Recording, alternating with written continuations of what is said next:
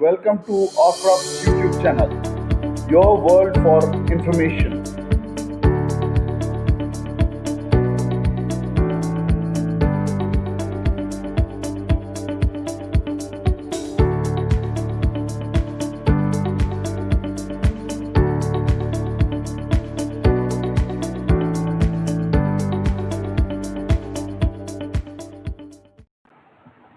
Hi friends, happy to meet you with yet another topic.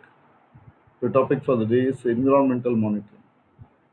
So, what is environmental monitoring? Environmental monitoring is the processes and activities that take place to monitor the quality of the environment.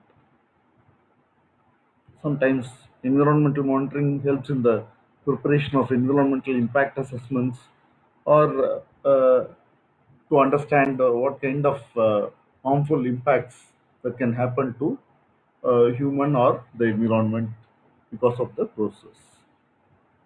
It can be undertaken for a variety of reasons. In general, it is done to gain information about the present level of uh, toxicity or harmfulness or pollutants that could be discharged into the environment, uh, and how it may impact the creatures, uh,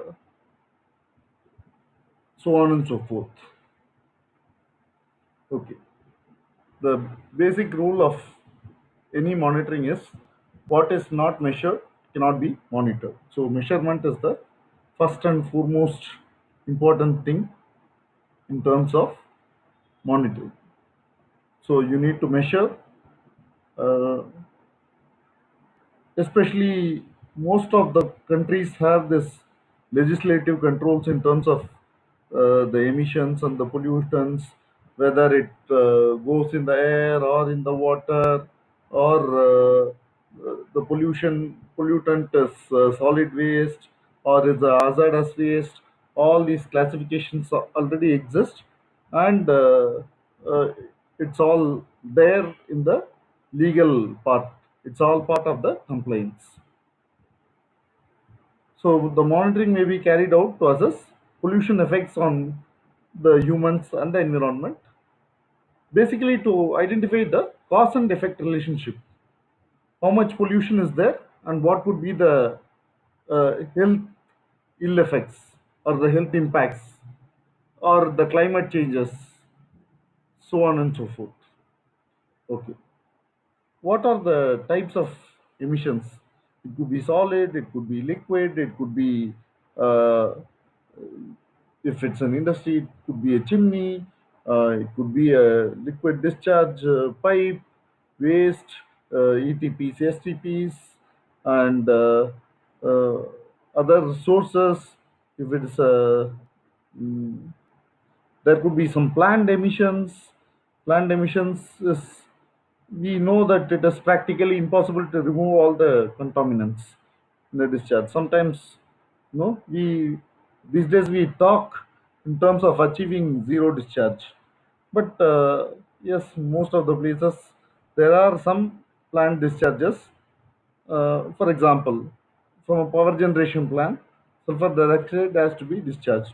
But at what level it is discharged and how it is handled, it's all managed through compliance obligations.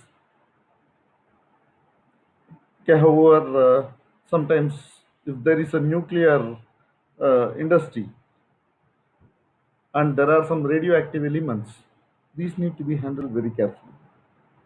And these planned emissions happen sometimes, evacuation of people, sometimes uh, they don't allow people to stay in a few kilometer radius.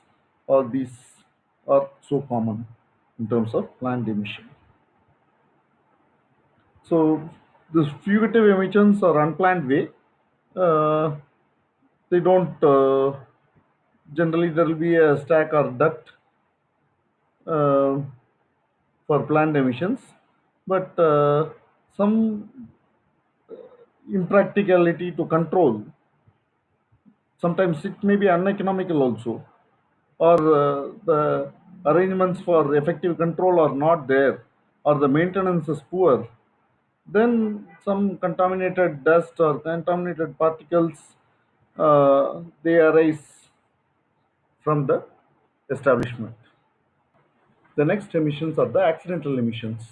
Accidental emissions may be even more dangerous.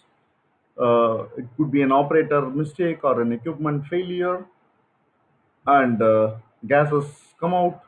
So, what happened in Chernobyl and what happened in the infamous Bhopal gas tragedy are examples of this. So, with this basic understanding, we can say that monitoring can be done in a couple of ways. One, sampling can be taken from the effluent or discharge before it is discharged to the environment with the consideration of source strengths. The second one is the sampling from the environment without the consideration of source strength and rates. So, for both, the measurement and the values are important. What is the purpose of monitoring? It may be one for the compliance or the statutory limitations on emissions.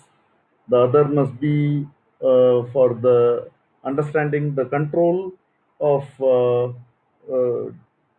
control devices, effectiveness of the control devices, uh, or it may be to see how the process variations affects the environment. As a consultant or as a management system auditor, environmental auditor, I would be interested in understanding how the organization is controlling their pollution levels by means of monitoring, which means it's not just a one time effort, it's a continual effort, and comparison with the previous records and uh, related to the productivity and related to the change in operations and uh, the awareness of people, everything can be seen, heard, and felt if the monitoring is verified. So it is the parameters to be considered are the measurement values, the site selection is very important, and how many measured parameters are there, whether they've been measured from the key areas, what are the sampling methods that have been uh, taken. So the equipment selection, we should also should look at the analytical techniques that have been used for this, the calibration methods, the data recording, how the data is being analyzed, how the data have been presented, and how the information dissemination and communication is done to all the interested parties.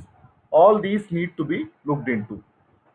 So next time when you are looking at these reports, you should be able to see the real spirit of the effective implementation of an environmental management system in an organization by looking at the environmental monitoring data. I hope you had a good time listening to this. Thank you.